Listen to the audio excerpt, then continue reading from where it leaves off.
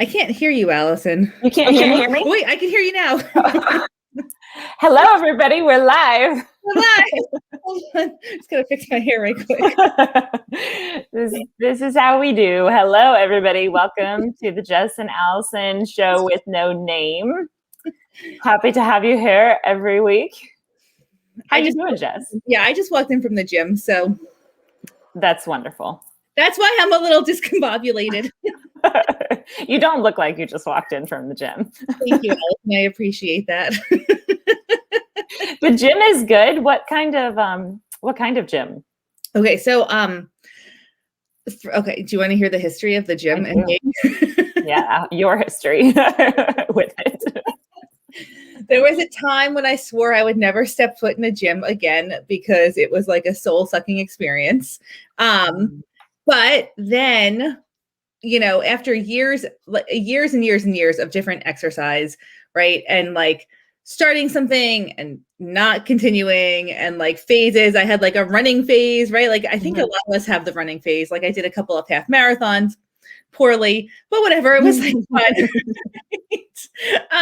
So the one thing I had never, ever been able to stick to was any sort of like weight training, like nothing. Like I just hated it. I couldn't do the videos. I couldn't work out with personal trainers, whatever. And then this amazing woman walked into my life, Nora Matthew, and she owns a studio called Her Strength. And that is where I go work out. And it's all based on functional movement. So I think like what I've learned is I really need to like understand the science behind the action. Like if I feel like it's total BS, like I'm like, forget it. I'm out. Like I'm not doing this. So that's what I love about Nora is that it's all about like improving the way that you move every single day. Right. So you suddenly have to twist or turn or pull or grab or whatever. And let me tell you, just as a side note, decluttering, there's a lot of like this sort of stuff, right? You're like in awkward positions, you stay in awkward positions, you're like doing things like in a weird spot. Anyway, so it's really totally actually related to clutter. But like the idea that you could improve your natural movements and your functional movement every single day and that would benefit you for a long time really, really, really resonated with me. Plus, I love Nora. She's amazing. So I have been working out with her for like 2.5 years now. Yeah, about 2.5, I think 2.5, maybe 3.5 years. I don't know, for longer than I've ever worked out with anyone in my entire life. But I recently took a month off for the first time, like just whatever. I didn't mean to, but that's what happened. So today was my first day back. So it was great. How did that feel? It was good. It was really good. Good. That's good. Yeah, I love it. I love the kettlebells. And you work out too, I know. Yeah. I CrossFit. Yeah. And so can I ask you a question? Yeah. CrossFit cult, because the people who are in it seem like they have like there are some similarities. I think everything has the ability to be cultish.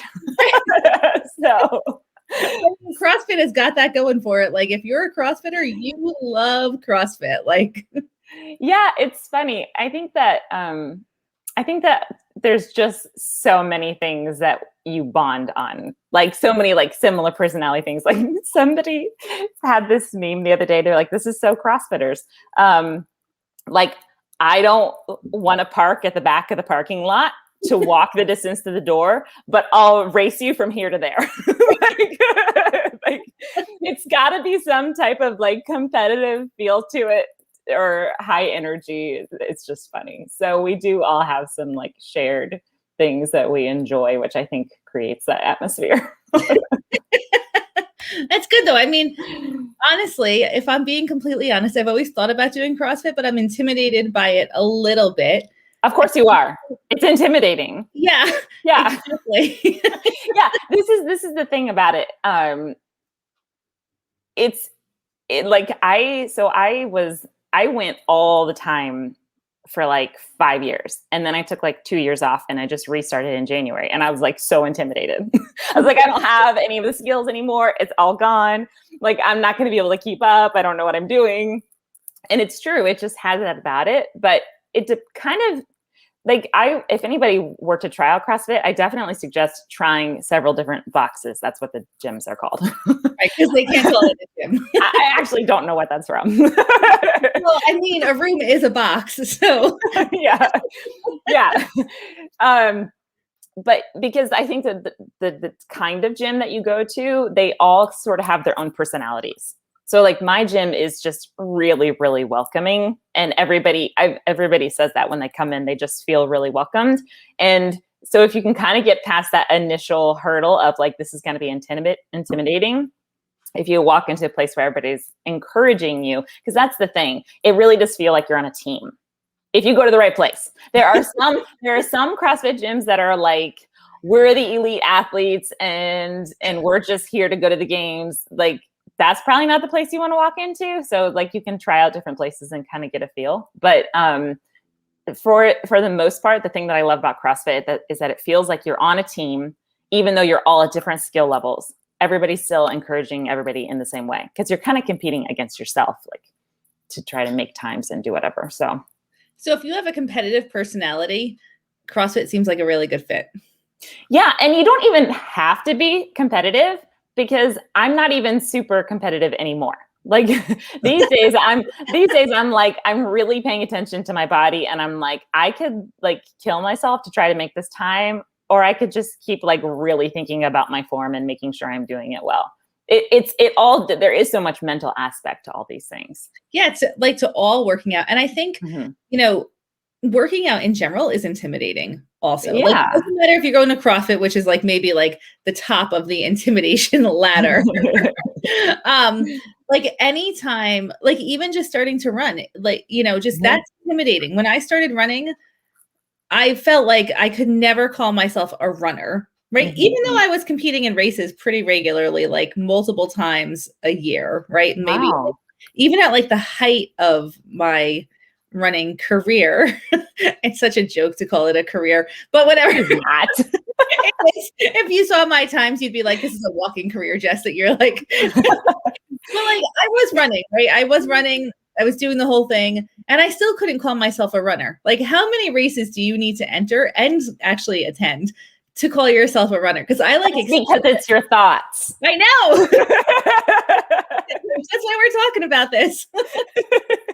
It's in your thoughts. You have to like actually like just decide, I belong here. This is I like this. This is what I am. I do this, and just like take authority of it, because this is how it is for everything, right? If we're depending on the circumstance itself to like tell us what we think, it's never gonna work. It's never going to work. So how can somebody who wants to exercise, do any exercise, feel less intimidated about the process of starting to exercise? Yeah, I think that the biggest thing is to just know that your brain doesn't want you to exercise for a reason, because like part of your brain's function is to be efficient and save energy. So it's like, go sit on the couch. There, you will be nice and safe. But it's just like the way your brain functions. So it's not just that, it's not totally just, it's going to give you all the reasons why everything is a terrible idea, right? Oh, this is going to be so hard. That's such a common thing our brain gives us. So just kind of noticing like, oh, that's just the normal human brain that everybody has. And I know that I don't have to just listen to it and believe it. And also, I think it's helpful I think all of us have been involved with exercise at some time in our life, and we just kind of forget. Like, have I ever done any exercise ever? Like, did I ever do sports, or did I ever like go for a walk with somebody? And because we just forget, like our brain like just forgets. Like, well, it's an evolutionary advantage. Like, you forget how much it stinks to push out a baby, and then you do it again. That's true. Second that you have that child, you like forgot how horrible it was. You're right. Like, oh. Right. Yeah. So like, look for evidence of where you've already done things like that before, and the things and the ways in which you really liked it. Because I think that that's what we forget. Like when I run, it's always like those first 45 seconds in where my body's like, what are you doing? And it's like, what is it?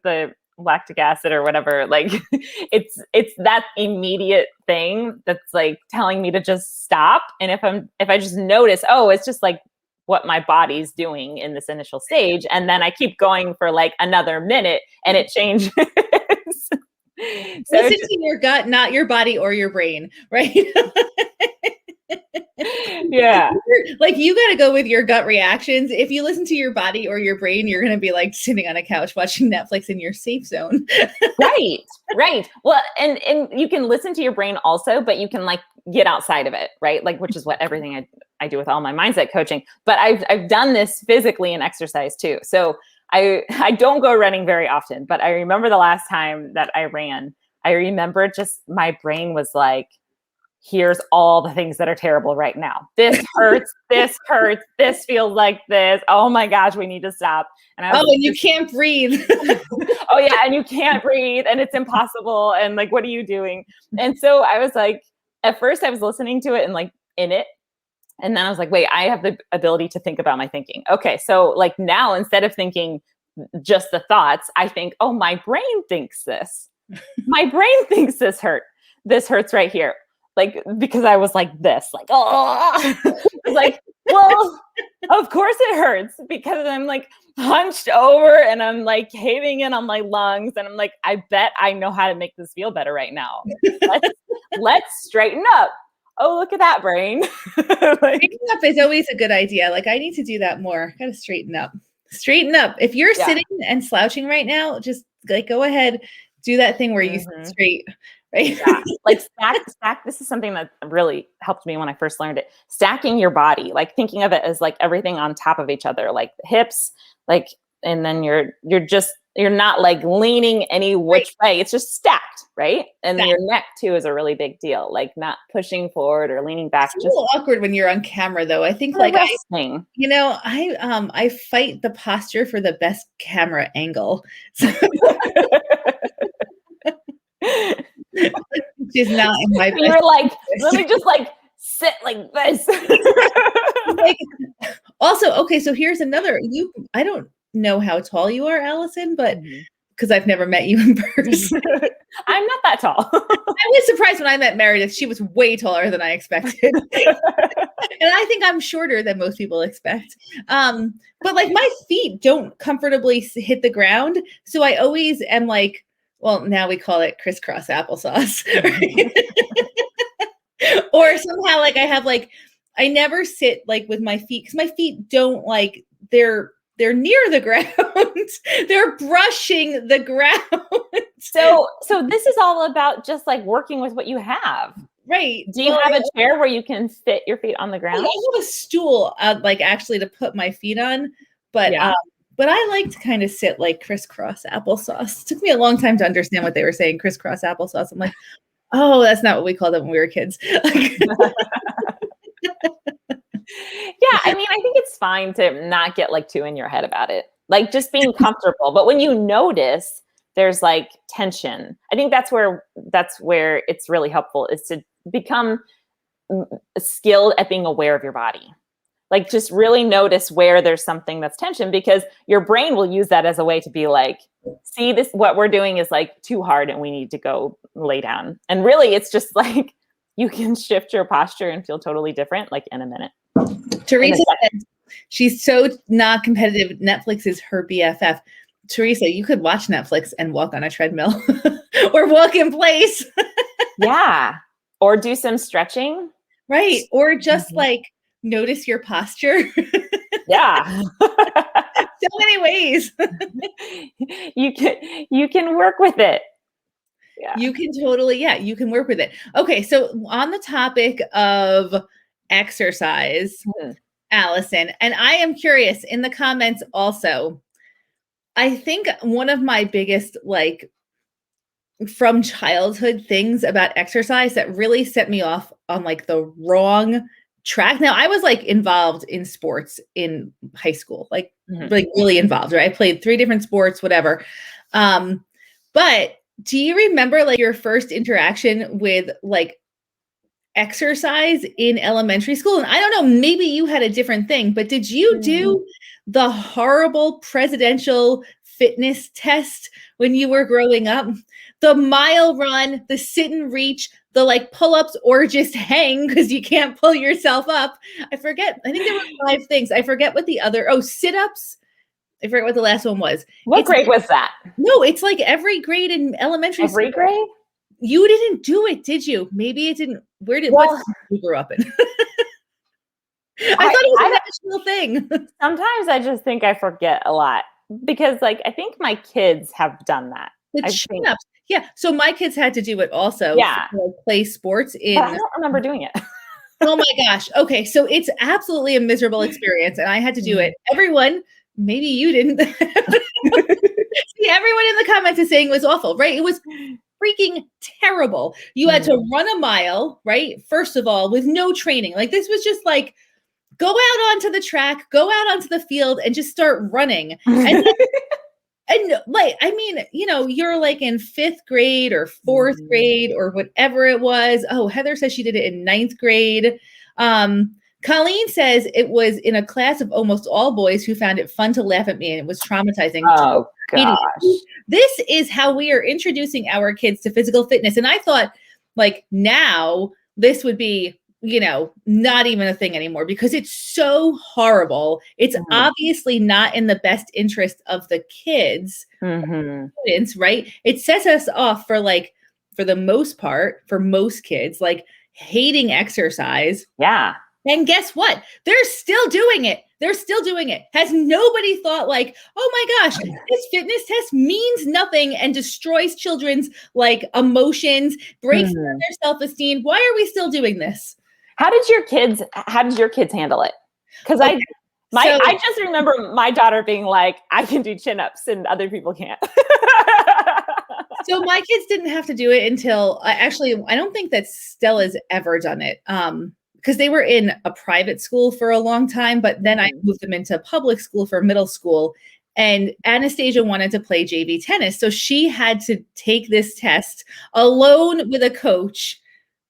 And in the summer, like during the summer, so that she could like get onto the JV tennis team. Another thing I'm going to just say, like there's another parameter for playing JV tennis in middle school in New York.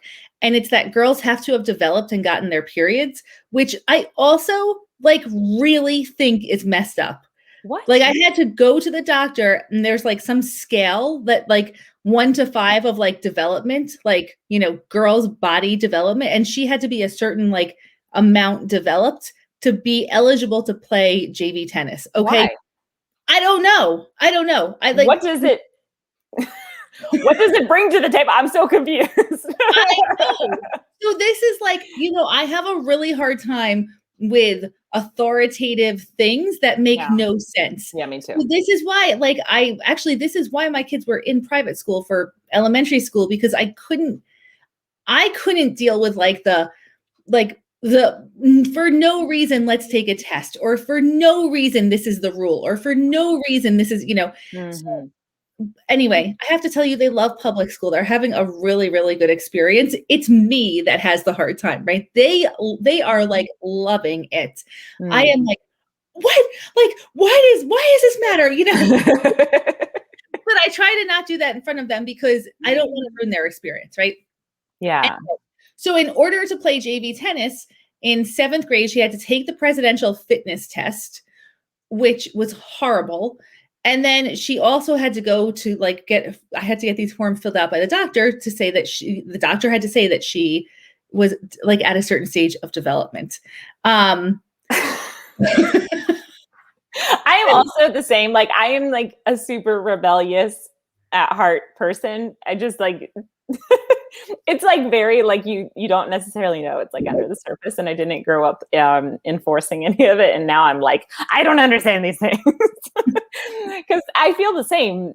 If something is not going to logically, it's just that would make me mad. I would like to actually hear from a New York State administrator why our daughters have to have their periods in order to play junior varsity tennis in 7th grade or 8th grade, because some of her friends couldn't play and it was because they hadn't developed enough yet. Like, I just don't But like. that doesn't have to do with strength or anything. Like, No, I don't understand. it has to do with nothing. Nothing. Like, nothing.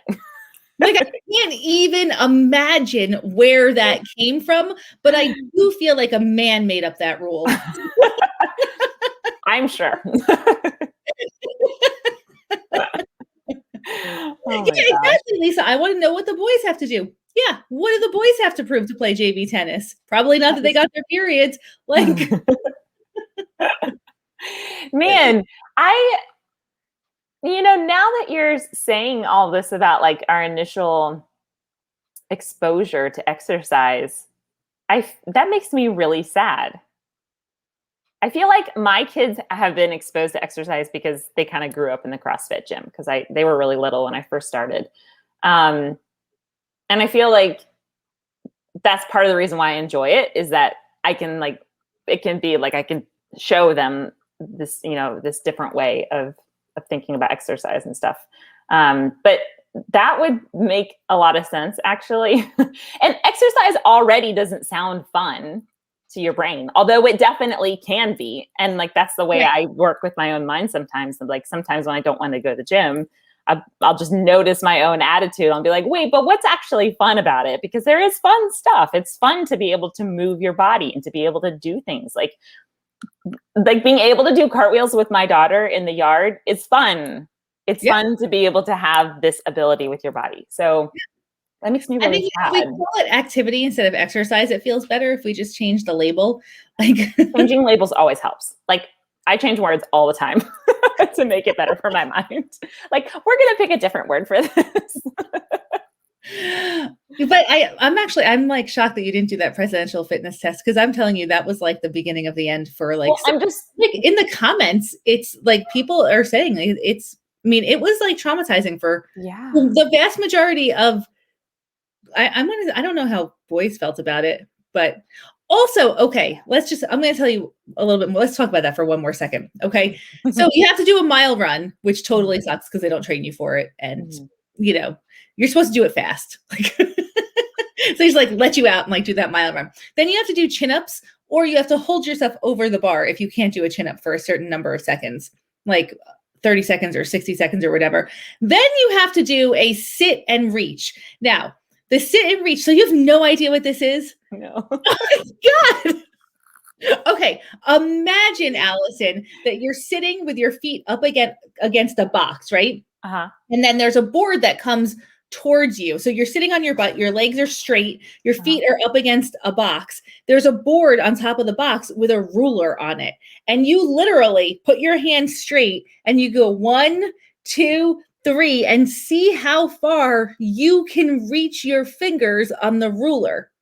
Now, okay, what does that have to do with being eligible to play a sport? Because that was another regulation. Is that also like the idea behind this is that it told you if you were eligible for certain things? Like, yes, so you could not play tennis unless she passed the presidential fitness test, right? There were like certain things that she had to do. She had to run the mile in like, I want to say 9 minutes and 30 seconds, which is so fast. What? Maybe 10 minutes. But it was like way, way, way fast, right? She had to sit and read. A kid? Yeah, they've got little legs. And that's a long ways. Oh okay.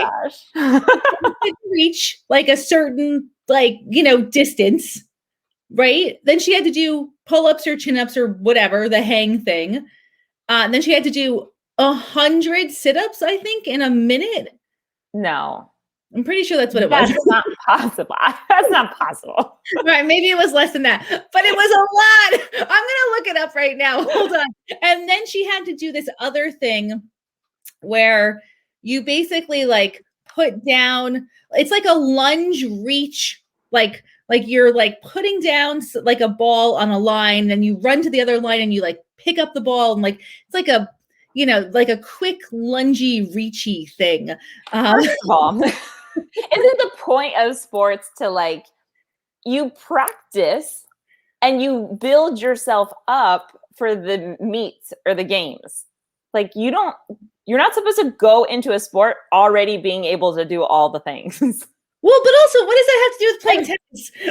Like those, that it sounds like, let me see if you can like move your body functionally. I don't, it still doesn't really like fit, but like you're not supposed to be at any level at all before you go into a sport. That's what I tell my kids all the time. I'm like, you don't have to know how to play soccer before you go get on the team. Like you're going to practice, you're going to learn the things, you're going to learn how to get your body ready. Wait, hold on. Meredith, can you come on the call with us? Because I actually would love your insight. You might know why we do this. Meredith is watching right now, and she says she's our nutrition and fitness and whole body health coach in CBA and also a CrossFitter. So she's in your club. Yay. But she loves the presidential fitness test, and maybe she knows why, like what the purpose is behind it. So, Mer, just let me know if you can join us, because if you could, I would love your insight here. I was, I don't know what grades they did that, but I was homeschooled from 3rd to 6th. So I'm just wondering if I just missed it.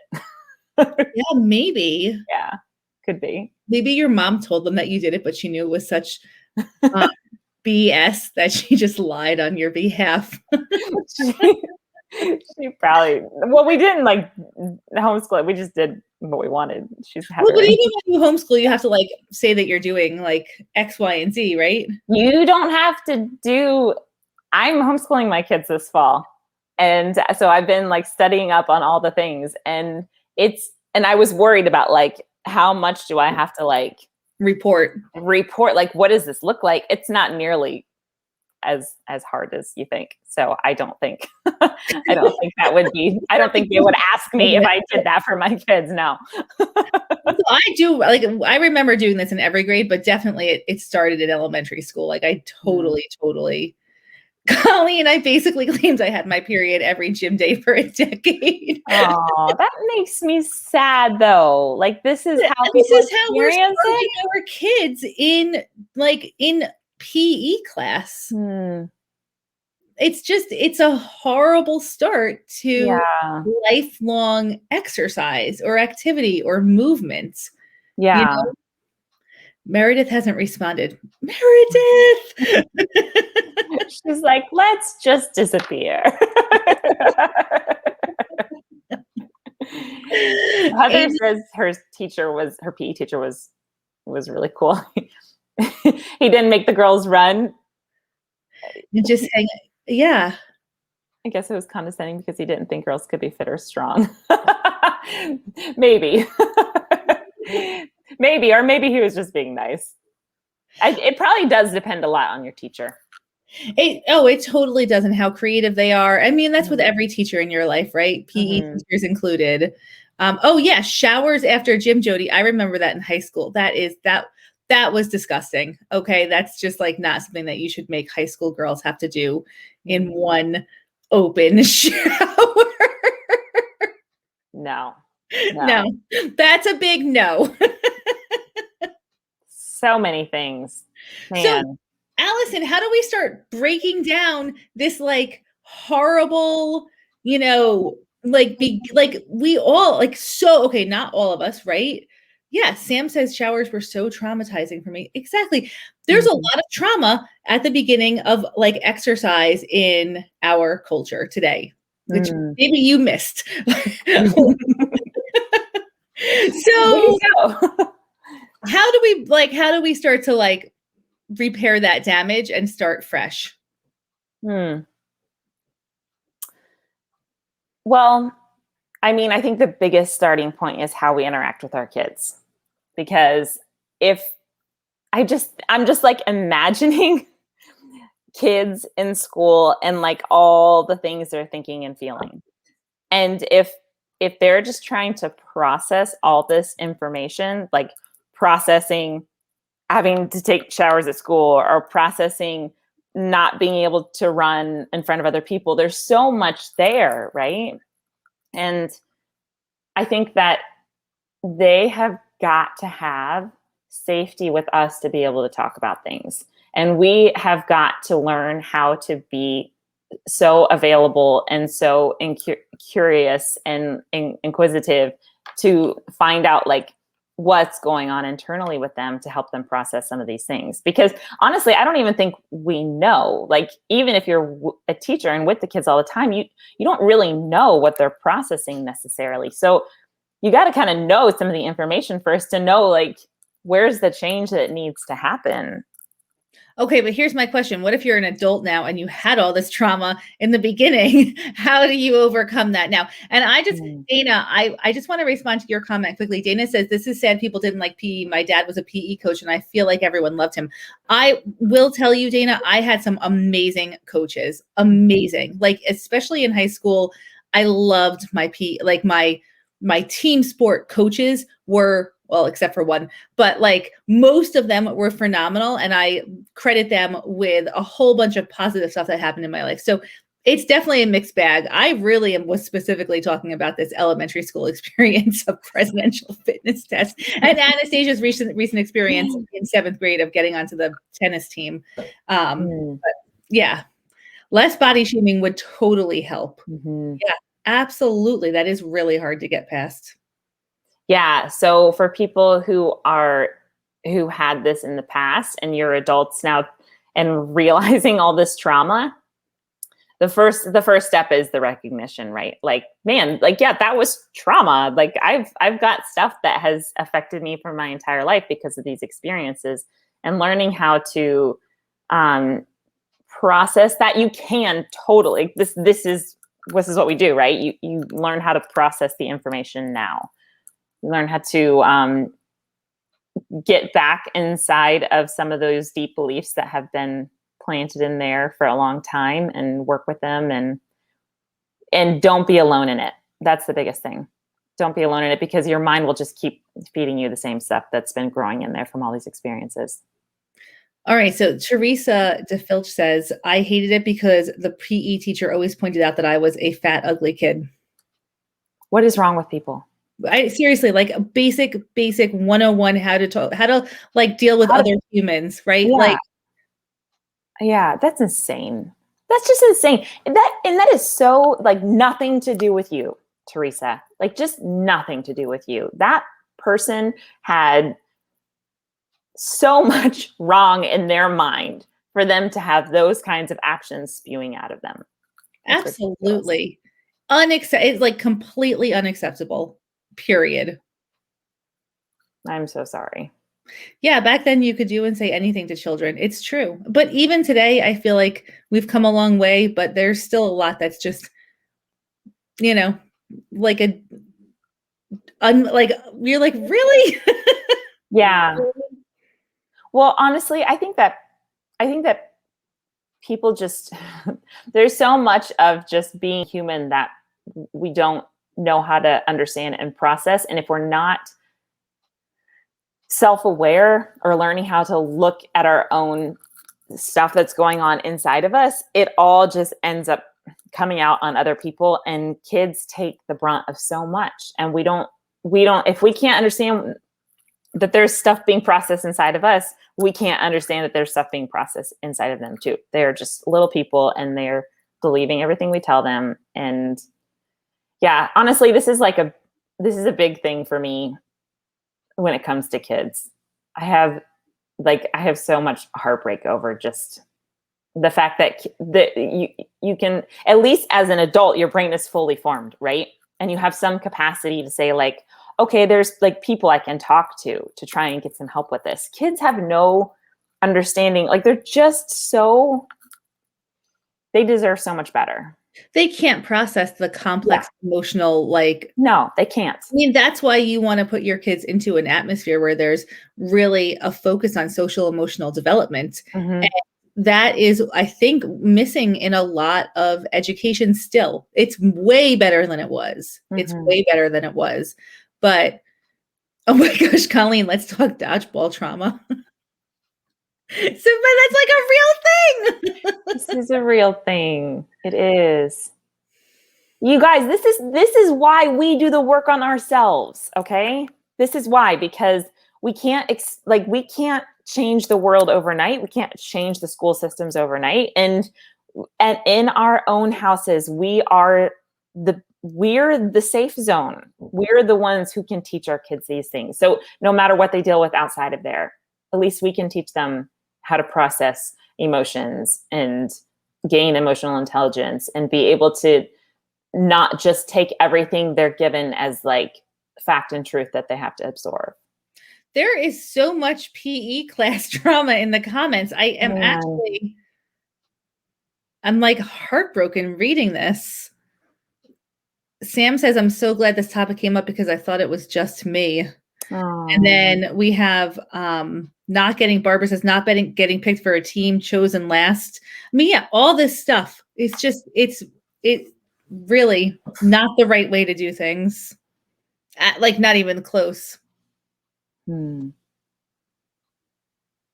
your kids talk to you about stuff at school?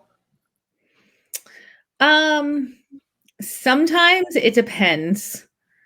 They will, if like, sometimes I have to kind of drag it out of them, but I would say, so they went to a progressive school for pre-K through 6th grade or 5th grade. They have very strong social emotional skills because that was basically the only thing I cared about. And that's why I chose the school they went to.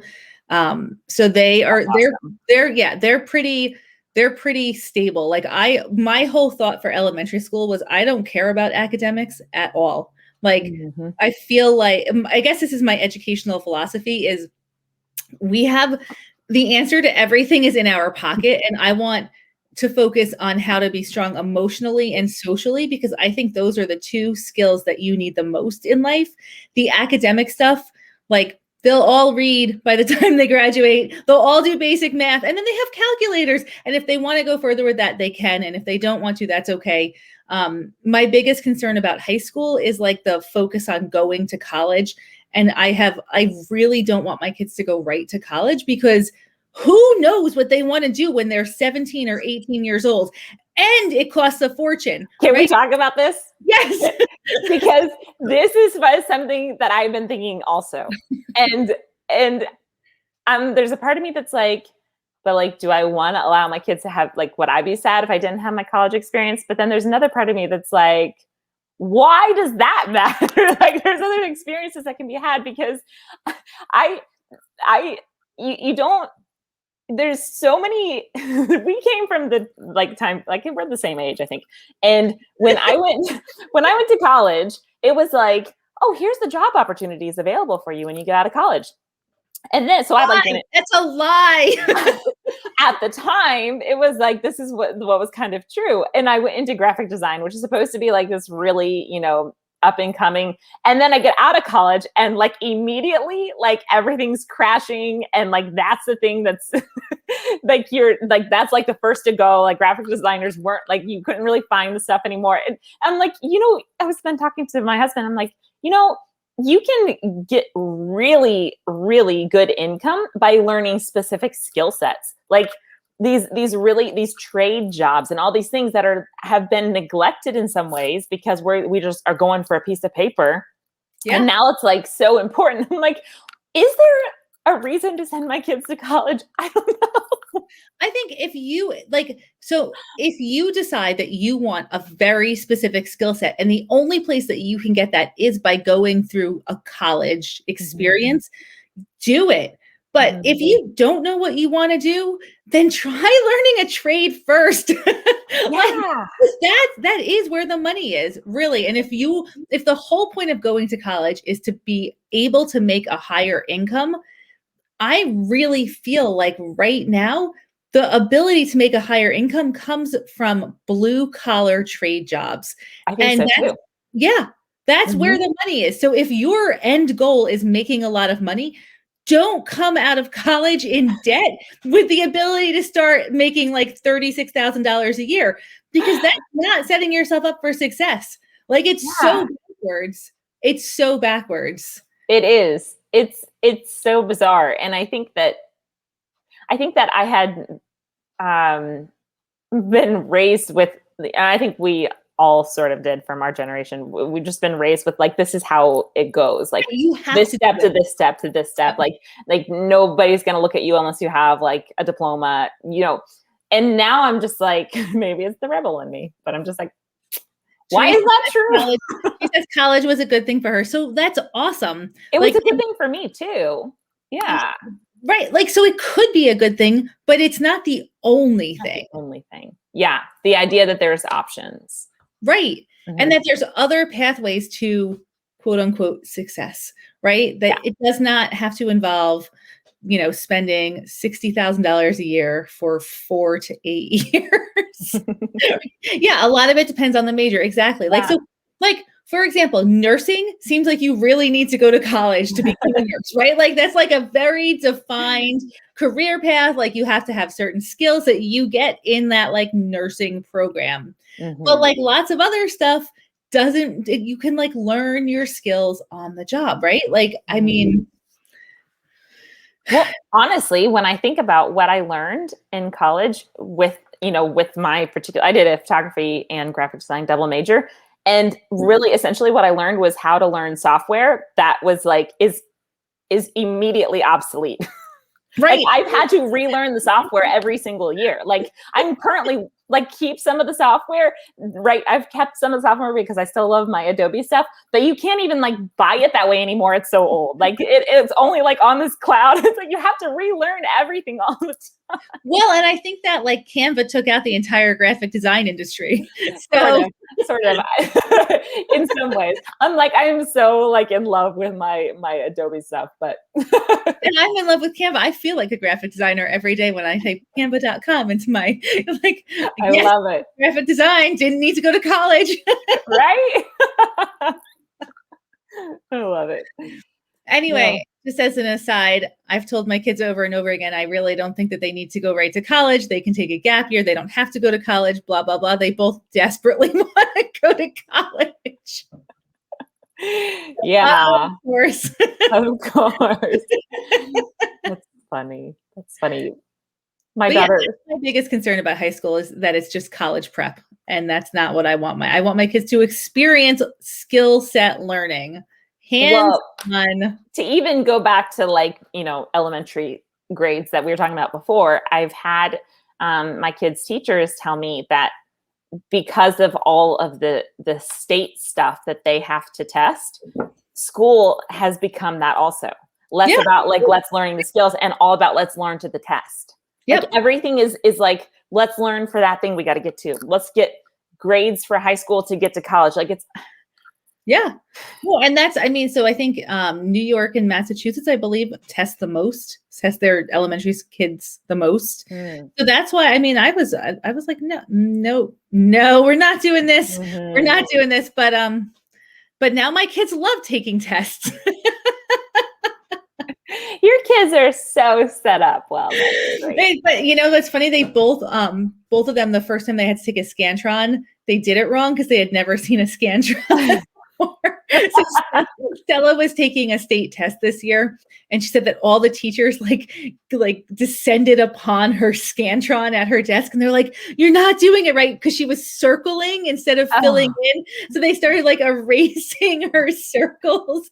And, they're like, "Could we use this? I don't know. Can we use this? Will it go through the machine?" And they're like, "Didn't you learn how to do this last year, honey?" And she's like, "Yeah, I forgot." Instead of saying, "I've never seen it in my life." I used to be freaked out by the Scantrons. I was like, I'm gonna do it wrong. I'm gonna do it wrong. I actually saw something so great the other day that someone posted that was like, just the way in which we teach our kids, or like the understanding of it of having to excel in school is like, you have to excel at all these things. You have to know how to do all these things at the highest level possible. And just thinking about that as an adult, like I am not a high level cook. I am not a high level like cleaning person. Like I'm just doing like the minimum of my best, and I'm not stressing about it because I'm going to put my energy into these other places. Just that like concept alone. You want to talk about that for a second? Because I feel like that really breeds our perfectionist image management sides of us. That's like, that's like, I gotta, like, I'm going to be rejected or not approved of if I'm not at these high levels. I Yeah. think that carries with us through life too. Well, I mean, also like having valedictorian in school and like, ooh, am I getting an echo? Not for me. I mean, I don't hear your echo. Maybe you hear it. I was hearing it. I hear it.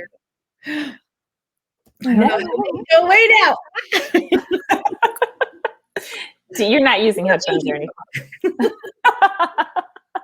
Yeah. So, they hear your echo too. I'm not going to talk anymore.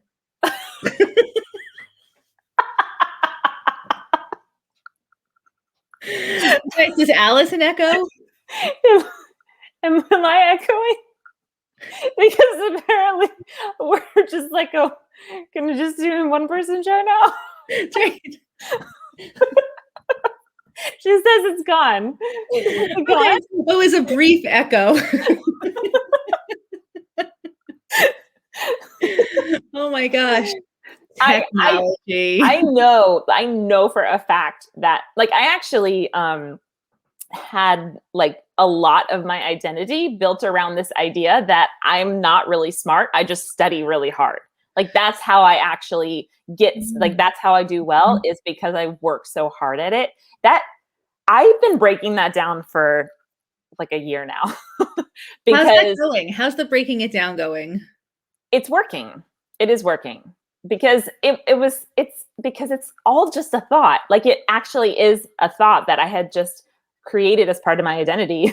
My coach actually said one time, she was like, what if actually you got good grades just because you are really smart? So there was this thing though growing up, right? Like, yeah, okay, you're doing well because you're a good test taker, right? Like not because you're smart, like you're a good test taker, so you're doing well. I was told that my whole life. Actually, you mention it. Yeah, so what does that do for your self-concept? Yeah.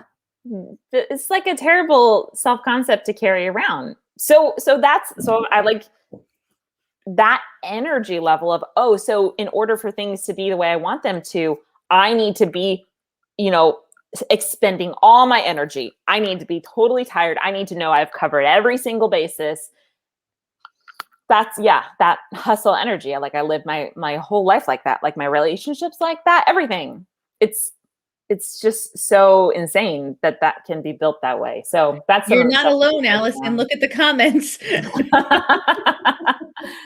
Yeah, this is the school trauma episode. Yes, it is. Yeah. Man, when we're kids, you don't have the capacity to recognize these things that you're building into your identity. That's like going into the vault of your subconscious that your brain will pull from for the rest of your life. That's kind of even however much I try to work with my kids and helping them see their thoughts and recognize their thoughts and try to feed different thoughts into them. I know it's like still happening, right? They're still kind of like building their own concepts of what do I think about the world and how do I relate to it? It's kind of, unfortunately, part of the process.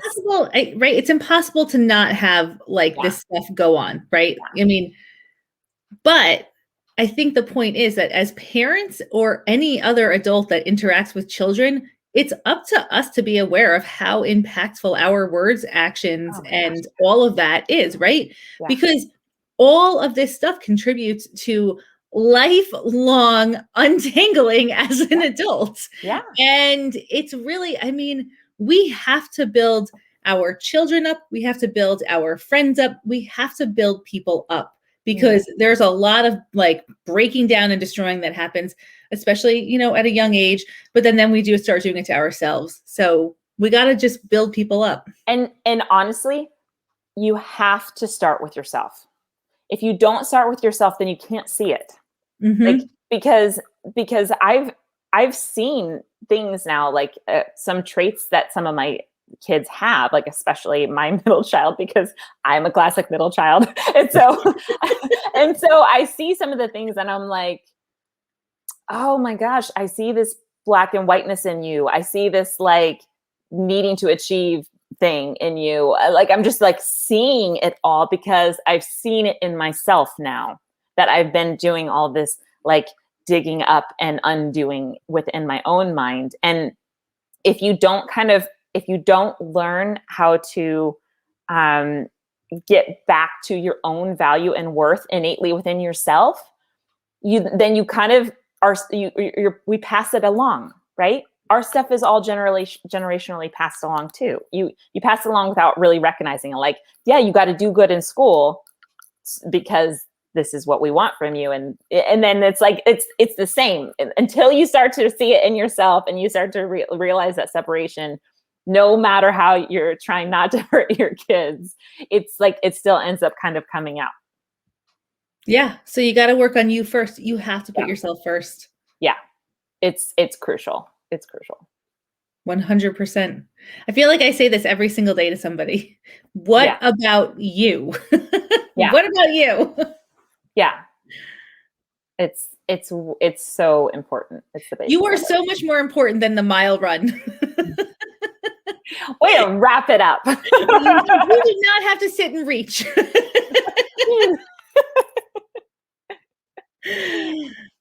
Oh man. Self-care is a huge gift and supportive in so many areas. That's right. Absolutely. And here's just like one little thing that I don't know if you necessarily like know in the audience, but for every critique that you give, you need to give 5 encouragements to yourself. For everybody. Do it for yourself. Everybody. Okay. All right. Do it for your kids. Do it to your husband. Like, because our brain hears the negative so loudly that it takes 5 of the positive in order for the negative to actually be absorbed as in a loving, safe way. That's so true. I always say the negative rises to the top and it's like the 1%. And you have to really focus on the positive. So when you do your compliment sandwich, you got to make it like a sub. Yes. Yeah. The compliment sub. Why don't you describe the compliment sandwich for anybody who might not know it? Okay. So the compliment sandwich is a method of critiquing or criticizing somebody else that my daughters taught my daughters learned in 2nd grade. They were taught by their 2nd grade teacher. And I teach it to everybody now because it's so applicable to adults also. But basically, the compliment sandwich is you say something kind or positive or complimentary, then you pop your little critique or criticism in there, and then you cushion it with another positive statement, right? So one example that I give all the time when it comes to clutter is like, if somebody's bringing a lot of stuff into the house, like, I really appreciate how much time and effort you put into taking care of our family. Right now, I need you to stop bringing so much stuff over because the clutter is overwhelming to me. But thank you for the love that you show to us all the time. Like, I really appreciate you. Right. So it's just like, like right in there is that little thing. Don't bring the stuff into the house. But the way in which you're saying it feels so good. Yeah. And let me add that like your energy behind that is super important. Because if you're like, I'm going to put these compliments in there just to do the compliments because I'm supposed to, but I still think that you're a jerk for bringing all this stuff in, that can be felt. So like, actually like the compliments that you want to say, like really notice if you believe them or not and think about them. Like let yourself have positive thoughts towards the person that you want to have the interaction with. I think that even just thinking about a compliment sandwich, because you have to actually like figure out how to say it, right? So there's like, I actually have a worksheet in my Clutter Boss at Home self-study program that like lets you like write out compliment sandwiches so that like it, because you have to think about how to say it. You can't just like do it on the spot, but trying to come up with those positive things does put you into a more positive mindset because you're like, you have to think about what you value about this other person and what their motivations are also, because most of the time, our motivations are not to be mean or unkind or nasty or hurtful or to do something negative. Our motivations are like about us, not about, other people. And so when people are doing something that comes across upsetting to you, not all the time, but most of the time, that's not the intention. And intention is really important, I think. Yeah. Yeah, absolutely. And the way in which that's like all speaking back to the same way that we work with our mind all the time, like letting our minds look at the positive when it wants to only look at the negative really can change everything. Everything. Good stuff. All right. So in the comments, if you're watching this later, I want to know if you took the presidential fitness test. And I'm going to post that other thing that I was talking about, that scale, because I did look it up when it happened. And you know, and if you have any understanding of why we still do these things, I would love to try and understand it more seriously. Yeah. What's the motivation? Yeah. If you're like, you know, one of the people who helped set it in place, please give us some more information. Yeah. Yep. Allison, this was awesome. Yeah. I want to thank you as for always. showing up today. I love it. I wouldn't miss it. I know, it's so fun. Happy Friday, everyone. Have a great weekend and go do an activity that you love, right? Yeah. Not exercise, activity. Go do an activity that you love. Move your body in a way that feels fun.